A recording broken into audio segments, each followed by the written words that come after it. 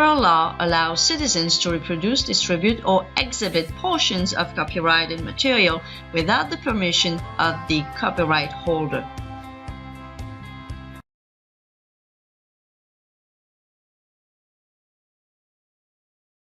Why is it that Jehovah's Witnesses can't be honest if you ask them a simple question that requires a simple answer? You ask them a direct question that requires a direct answer.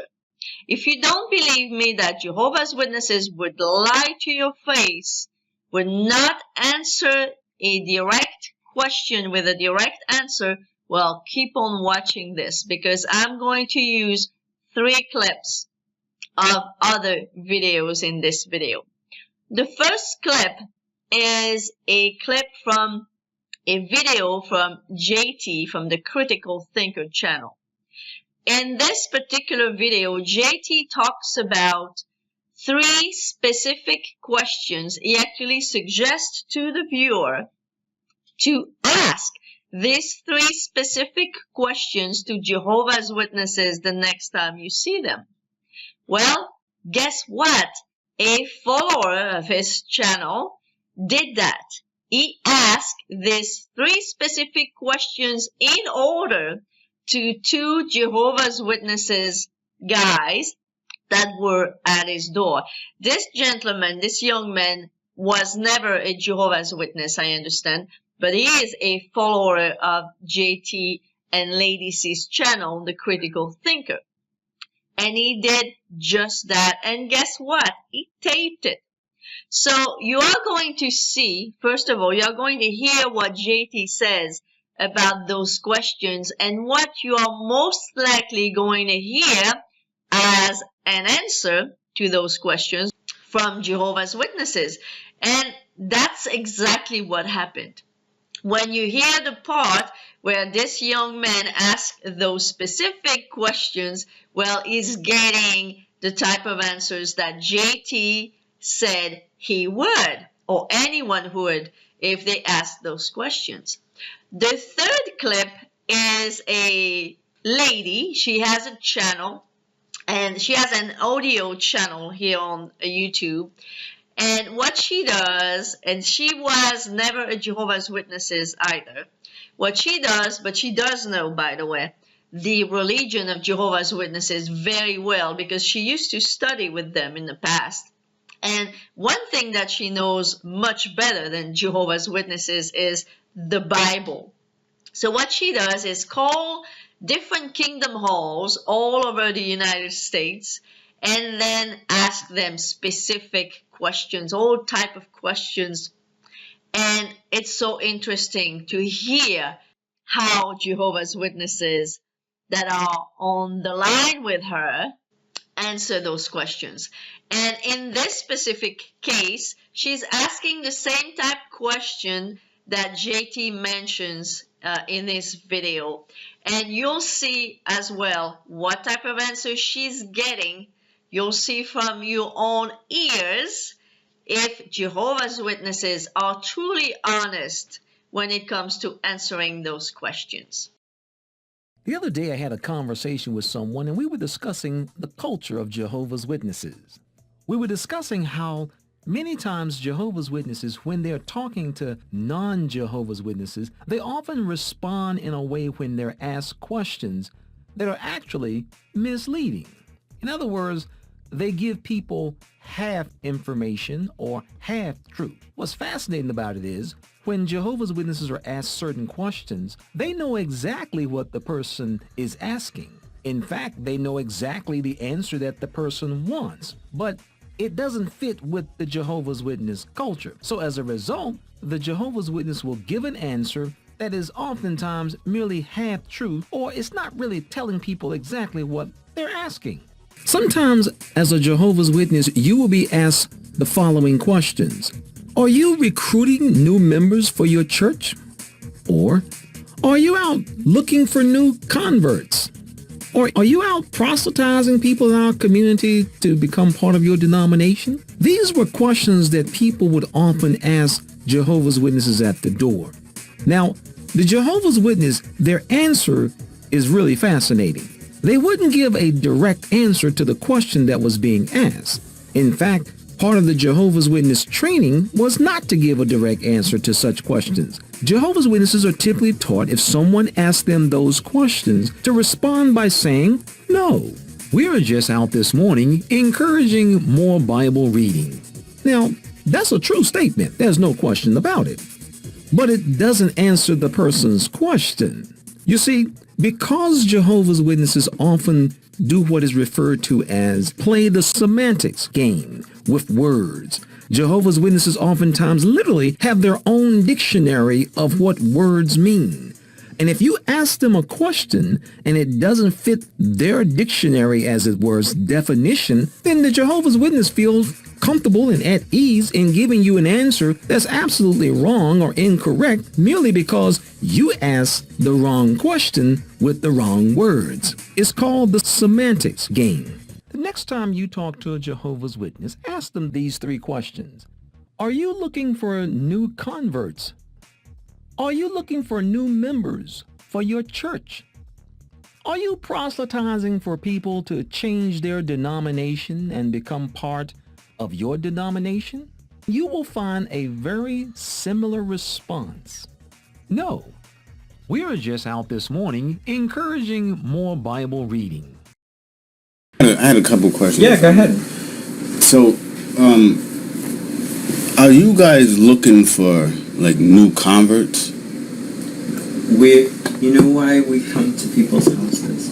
Because Jesus commissioned his followers to teach people about him. Mm-hmm. So we talk to whoever will listen.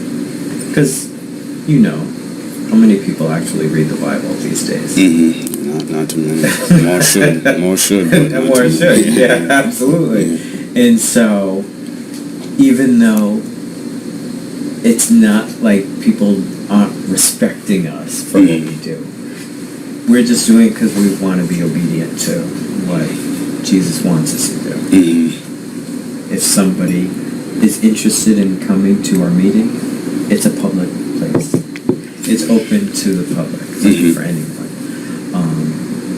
We're happy to have anyone come to our meetings, but are we looking for that? We're just looking to teach people. Mm-hmm. That's what it is. So, are you looking for new members for your church? I'm not actually looking for new members. Anybody can join. Mm-hmm. Anybody can be a part of it. It's like it's a public building. Mm-hmm. No one considered members. We're not, none of us come as members. We all come at our own. It's not like we have to pay to come or have to join or do anything crazy. It's just we're going there to serve God, Jehovah and Jesus, and to show our respect. You know what I mean, and get more knowledge. We're always learning. We're always bettering ourselves. So there's no. It's not like a lot of other churches. You got to pay to go, or you have to do certain things. It's not the same here. You could come one time. And come never again. I mean, we hope that's not the way it would be. Yeah. But there's no obligations. You know what I'm saying? There's no obligation to come. So the thing is, too, we are. When you say, "Are we looking for new members?" It's not. That's not how it is, because in the Bible, it's written for everyone. Mm-hmm. But not everyone is interested in it. Yeah. So, God, Jehovah, respects us as free moral agents to make up our own decisions. He doesn't force anyone to do anything. God bless. Thank you for that. I love this. I'm glad you gave us so it's up to us what we want to do. If somebody wants to come and listen and read the Bible, that's fine. It's up to the individual. I mean, we're going to people's houses to share the message of hope, because you look at the world, you turn the news on, is there any good news? No good news. Barely. But we try to, help people to see that in the Bible, God promises that this world isn't always going to be this way. Yeah. So, are you guys processing for people to change their denomination to become part of your denomination? We are going to. Or just like to teach the word? Yes, it's like I said, we're free moral agents. We're not trying to change people. We're giving them information. People change themselves. Yeah. If someone wants to do something different, that's their choice. We're just looking to give people information they wouldn't have otherwise. It's like we had talked about. Not a lot of people look into the Bible. That's what I was thinking, but shouldn't that be your goal when you're going door to door? Because isn't this like my mom told me this like the mission statement kind of in Matthew 28. Preaching and teaching. Matthew 19:28. Is it 19 and 20? Where it says, "Go therefore and make disciples of all nations, baptize them in the name of the Son and the Father and of the Son and of the Holy Spirit, teaching them to observe all things that I have commanded you. And lo, I am with you always, even to the end of this age." So shouldn't the goal be to be going door to door to make converts, to build up the congregation and to do that? Our goal is to teach people. We don't really think about the congregation like that.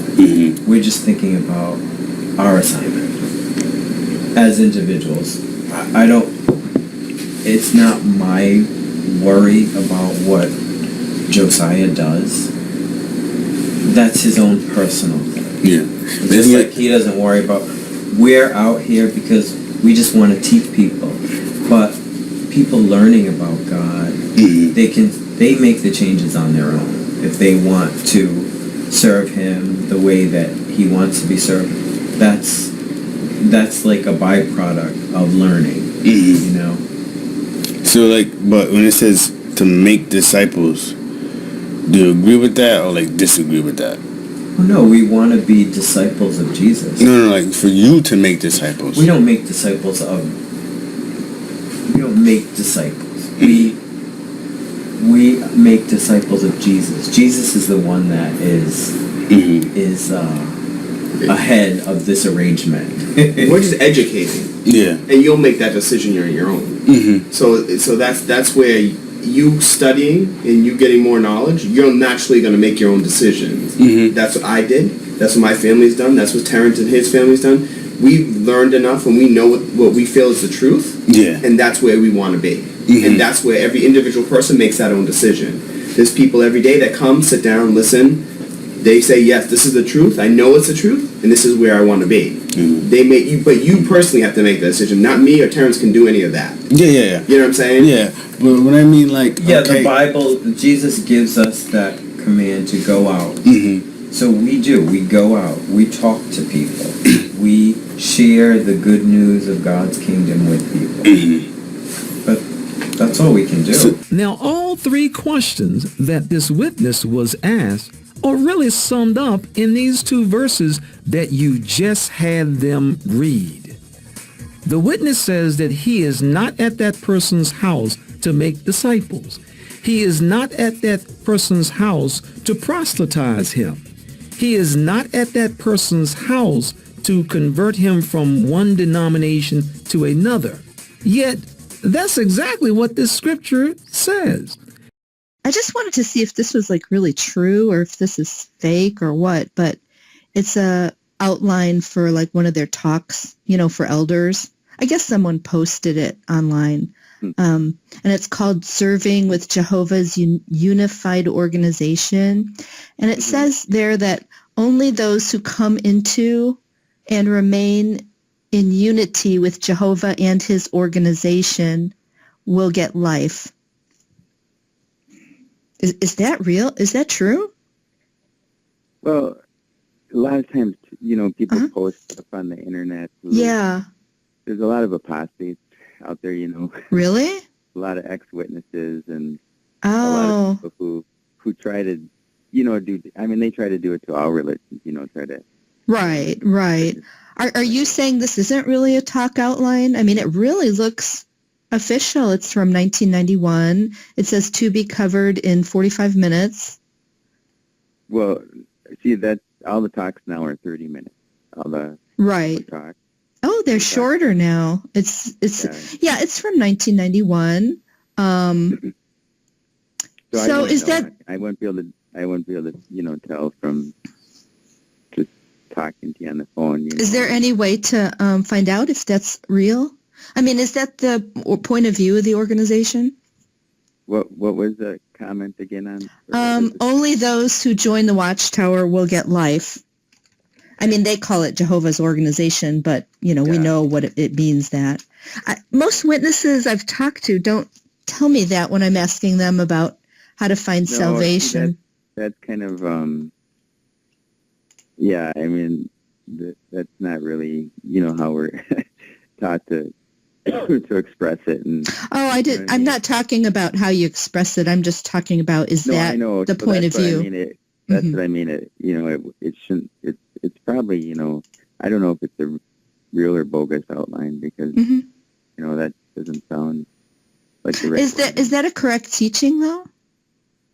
No, the correct teaching is basically it's with all religions that you got to have faith in, of course, Jesus, and of course in God. And I was asking about, do I have to join the Watchtower Society to get salvation? Because I mean, if the time left is reduced, I think I should find out about that if that's true. No, the main thing is getting baptized, dedicating your life to God.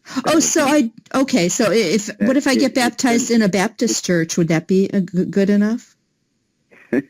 Well, this is something that would be better to be discussed with scriptures, and you know what I mean. I don't want to make statements. Yeah, do you have one? I would love to see one. Do you have one I could write down and share with our discussions group? Well, I mean, if you would want, I could always send over a sister to talk with you or visit with you. Well, I need to know right now because we're in this discussion. Do you have a scripture, a quick one I could just share with them that's very plain? No, I don't. You don't? Basically, it would be you'd have to dedicate your life to God and Jesus. So why is it? Why is it that the typical Jehovah's Witness is not able to answer truthfully, to answer such questions straightforward? Well, one of the reasons that JT mentions in his video is that the typical Jehovah's Witness will have a semantic dictionary, a semantic vocabulary, which means that if you ask the question using different words that do not belong to the dictionary, to the semantic dictionary of the Jehovah's Witness, well, in his brain is going to make himself believe, so to speak, that he is actually not lying to you. So, for example, if you ask the question, are you looking to recruit new members to your church? Those are two words that are not in the semantic dictionary of the Jehovah's Witness. Members and church. No. We don't have members, right? We have spiritual brothers and sisters. And we do not go to church. We go to the Kingdom Hall. We have congregations, not churches. So the Jehovah's Witnesses has no problem saying no to you and convincing himself or herself that they're not lying to you because you asked about members, you asked about churches. We don't have any of that as Jehovah's Witnesses. So as JT mentions in this video, it could well be one of the reasons that the Jehovah's Witness is not answering your question. He hears words that don't belong to a semantic dictionary, to a semantic vocabulary. So he's pretty much lying to you by answering what he answers. No, no, no. We're just here to help you understand the Bible better. We're just here to encourage you to read the Bible. When really, yes, they are. Yes, they are looking for members. Obviously, yes, they want you to become a Jehovah's Witness. That's why they're here to start with. As JT mentions in this video as well, as a matter of fact, one of the first things that you would hear from your circuit overseer, if you are in a congregation that does not have much Bible studies, the first thing you will hear from the platform is, we need more Bible studies. Therefore, when you are asking this question, are you here to recruit new members, and they're saying anything but yes, they're really, truly lying to you. So beside that semantic dictionary issue, I am thinking of other issues, other reasons why the typical Jehovah's Witness is going to lie to you, is going to try to give you an answer that pleases you rather than the truth. Interestingly, that Jehovah's Witness at your door is here or she's here because they truly believe that they are following Jesus' example and they are following his command. And that's why they're right there at your door. But the thing that they are forgetting is that if you've ever read the Bible, read the story of Jesus in the Bible, whether you believe in the Bible or not, there is one thing you see clearly, is that Jesus was honest and truthful. He didn't care to answer the truth whether you liked it or not. He didn't care if he shocked you with the truth or if he pleased you with the truth. He just answered the question as is, as he had to. But if Jehovah's Witnesses were following Jesus as they believe they are, well, in this case, they would be truthful like Jesus was. But Jehovah's Witnesses truly, it's not Jesus that they follow. It's their mother. Who is the mother of Jehovah's Witnesses? Well, that's the organization of Jehovah's Witnesses, the leadership. You know the saying, the apples don't fall far from the tree? Well, the tree is the organization of Jehovah's Witnesses. It's their leaders, the governing body. That's the tree. And what are the apples? Well, the apples are the individual Jehovah's Witnesses. If you have been a Jehovah's Witness, like I have, no Jehovah's Witness can tell you things that you don't already know. And one thing that we know is that the organization of Jehovah's Witnesses is hypocritical. And they teach you to be hypocrite just like them. And when someone is asking a Jehovah's Witness bluntly, are you here to recruit me to come into your church or your congregation or your organization, no matter what term they use? They know that if they truly answered yes, it would make you run. It would make you think that they're crazy, because you have to be crazy to believe that you are in the only true religion that exists, in the only true group that knows it all in the whole universe. You have to be crazy in a way. So they know that. In the back of their mind, they know that if they answered you truthfully, they looked crazy. And they don't want you to look crazy. Another thing that you may have heard of, it's the boiling frog. You know that if you put a frog in warm water, and you boil that water gradually, that frog will not even jump out of the water. It will boil itself to death. On the other hand, if you put that frog in a boiling water, the frog will jump out. And that's exactly what Jehovah's Witnesses want to do with you. They don't want you to come in the boiling water because they know you'll jump out right away. They want to put you in warm water, and as you are boiled gradually, you do not realize it. And that's exactly how brainwashing works. And that's exactly how those people can actually get members to their congregation, to their church, no matter how you call them. First, they tell you, no, we just want to encourage you to read the Bible. We don't want to change you. You don't have to change anything. And you believe it. So you start studying the Bible with them, but gradually they do the boiling water. The warmth is getting higher and higher and higher. But like the frog in that water, you do not realize it because it's gradual.